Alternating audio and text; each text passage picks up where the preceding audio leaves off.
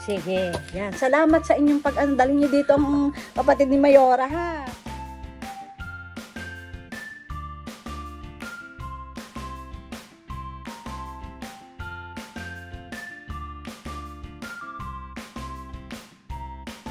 Hi guys! Magandang umaga. Ito si Soxy Mendoza again. Bumabati ng magandang umaga sa inyo. Happy Saturday! So ngayon po ay pupunta tayo sa farm.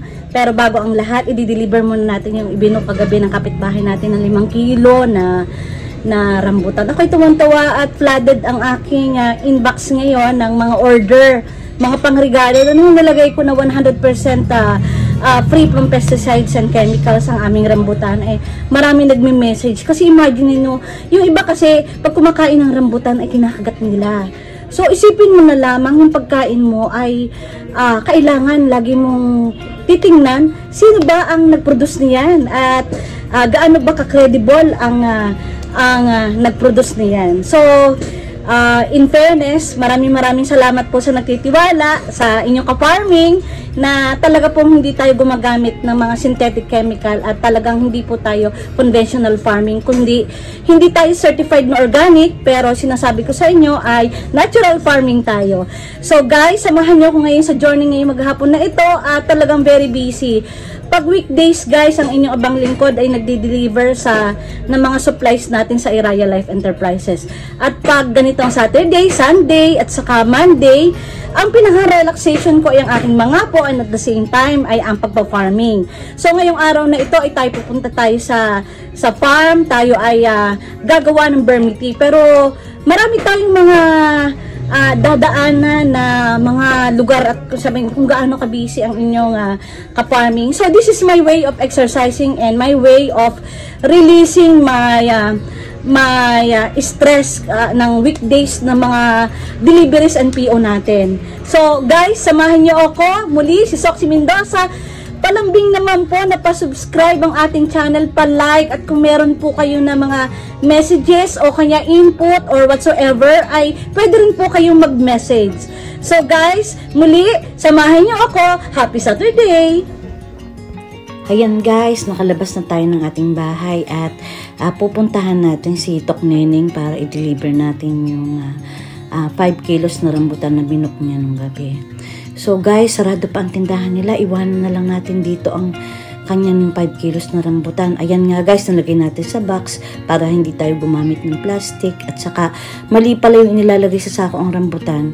O guys, nandito na tayo sa bayan. At kasi nabibigatan na ako magdala ng kiluhan. Kaya pumunta tayo dito kay Kulot.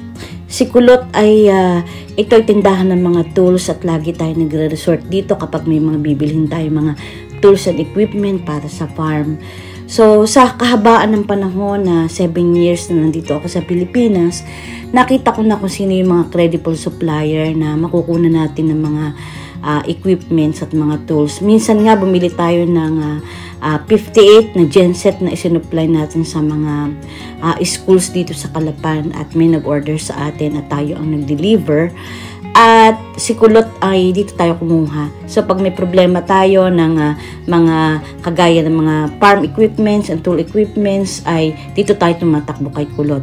Medyo mura dito and at the same time ay credible at saka maganda ang kanilang mga tinda. So guys, natutunan ko din dito sa Pilipinas na maging mabait at maging accommodating sa mga client natin at sa mga customers natin at sa pakikaharap guys sa tao. So isang bagay para makasurvive ka dito sa Pilipinas ay maging flexible ka sa yung tone of voice mo. Kailangan lagi ka rin nakangiti. So kailangan ay mai-adjust mo yung sarili mo kung anong personalidad ang kaharap mo. Kung ang kaharap mo ay isang tindera sa palengke, so you have to use also their lingo at kailangan i-adjust mo ang personalidad kung anong nakakaharap ng tao. So guys, tapos na tayo nakapamili dito at palabas na tayo at kailangan natin pumunta guys sa BDO kasi tatagpuin natin ang ating anak at saka ang ating sister-in-law, nakabakas natin sa Iraya Life Events and Catering kasi may cater sila ng Sunday and Monday ay walang pasok sa bangko, kaya hindi tayo maka-withdraw sa ating current account para sa catering natin. So, lalakad tayo papunta ng BDO, at ang BDO ay meron itong 3 branches dito sa Calapan City, at doon tayo pupunta sa pinaka-main o pinakang-unang branch ng BDO, at yan ay makikita sa JP Rizal, San Vicente, Calapan City. So, nandito nga tayo sa town proper, guys. Makikita mo dito, medyo maunlad na nga ang Calapan City, at may mga 7-Eleven na, yung mga kagaya ng Chowking, ilang branch na rin ang meron dito sa Calapan. At talagang makikita mo talagang sa mga nakikita ko parang hindi ito ganito congested na city, pero ito ay developing at fast growing. So yan, may nakikita siya Generica. So ito yung malapit sa Chowking, at makikita yung mga establishments nyo, mga high-rise building na rin. Hindi ganun katataas ng mga buildings, pero magaganda na rin at mga bago. So yan, tinatahak natin ang kahabaan ng J. Luna Street dito sa may palengke, at lalakadin natin na lang, guys, papunta ng BDO. Pero idadaan muna natin ang ating biniling kiluhan, kasi gaya nga ng sabi ko, guys, ay iniwan na natin yung 20 kilos dito sa bahay natin, dahil pagka may kalakal tayo, dinadala natin ito sa bahay at marami rin bumibili.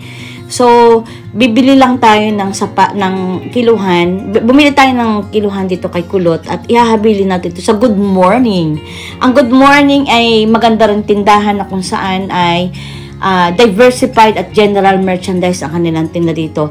So, guys, yan, tumawid na nga tayo dito, at nandito na tayo sa Good Morning. So, yan, ito, nakihabilin tayo kay kuya ng ating gamit para hindi natin bit papunta ng BDO.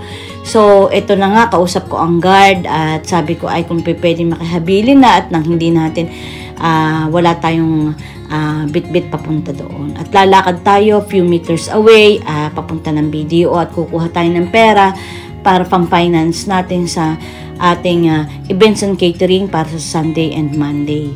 So, dahil long weekend, kaya sarado ang mga bangko, at kailangan natin, isang mahalagang bagay, kailangan may ATM ka rin. Kung ikaw ay isang entrepreneur at isang businesswoman, so, kailangan kung may current account ka, meron ka ring ATM para sa mga ganitong pagkakataon na Saturday and Sunday, Monday ay sarado ang mga bangko. So, kukuha ka na lang ng pera. Pag may bigla ang pa-cater tayo, magwi-withdraw tayo sa BDO. So, yan, guys, enjoy na enjoy ako sa paglalakad. Medyo mainit. Eto, guys, nga pala, dito tayo kumukuha dito sa flower shop na ito, nang dinadala natin kay Tata sa Divine Mercy. Sabihin na ito, guys, ito yan, ito ang suki ko, nang binibili ko ng flowers kapag dumadalaw tayo kay Tata sa Divine Mercy. So, lagi akong bumibili dito. Yun lamang tigo 100 pesos ang binibili ko sa kakandila. So, malimit tayong dumadaan dito, guys, at isa lang ang binibilhan ko ng aking flowers pag pumupunta tayo kay Tatay sa Divine Mercy. So, guys, tutuloy ang paglalakad natin, bagamat mainit, hindi na masyadong mainit. At kasi medyo maaga pa naman, bago tayo pumunta ng farm, ay tatagpuin muna natin ang aking sister-in-law, nakabakas ko sa events and catering, para magbigay nga ng pera at mamimili sila para sa catering nila sa kinabukasan. So, guys, yan, ito na nga ang kahabaan ng JP Rizal. Makikita nyo, marami mga e-bike, marami ditong mga tricycle, at saka yung mga private cars and vehicles dito sa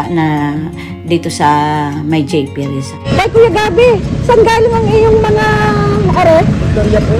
Okay, say hello to my vlog. Are, mga doya na are. Victoria rin po. Ha? Victoria din? Magkakano kilo na mga are? 80? Wow. Ay, aring marang, magkakano? 50. Ha? 50. Are, 50 pesos roaming. Okay. Ang iyong talaya? Hello, baby ko, mama. Kismat sa lalo. Say hello to my vlog. Say hello to my vlog. Say hello. Oh, hi guys. Ito si Elias boy na napakabait. Punta na tayo dun. Tingnan natin yung baka tayong pera. Kisman sa lalo. Laka na dun. Tara na. Dahil napagtapos ko. Ito na nga, guys, nag-withdraw na tayo. Ipapasan na natin ang pera dito kay sister-in-law natin para sa pang-finance natin sa kanilang catering. So, yan, nagdala na rin tayo ng konting pampasweldo natin kay Mang Dario.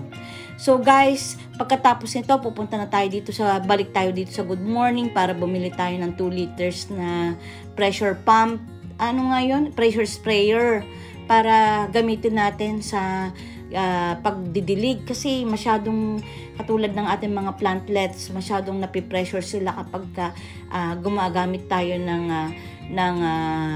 tabo pag nagdidilig. So, bibili tayo dito, 190 pesos lang naman ang isa, hindi ka pa makabili.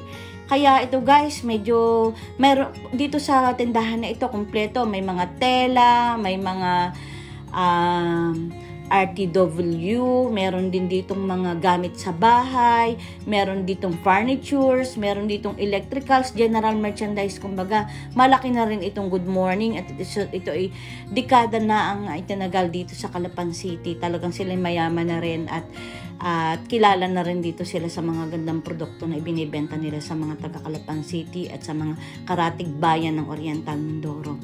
So guys, ito naka-uniform si Kuya, nakakulay red. Makikita nyo kasi Chinese ang may-ari nito. Ito ay customer din natin sa Honey guys. So, yung may-ari ng Generica dito, TGP pala, ay customer natin. Kung bumili ng Honey, ito ay isang box. Pinagre-regalo daw niya, Chinese. So, eto guys, nakabili na nga tayo at palabas na tayo. Ito na guys, nandito na tayo sa farm at may bisita tayo si Madam Rosana. Ito ay isang supplier ko rin at siya daw ay papunta ng San Jose Occidental at siya daw ay magre-regalo sa kanyang boss. Kaya sila na rin ang namili at nagkilo ng kanilang bibilhin dito sa ng kanilang mga rambutan. Nakapaglibot pa sila, inilagay natin sa kahon ang kanilang binili para wag mag-oxidize. So, mali yung inilalagay sa sako. Kaya lang minsan, sa farm ay wala tayong malagyan. Kasi yung crate minsan ay dinadala natin, hindi natin iibalik.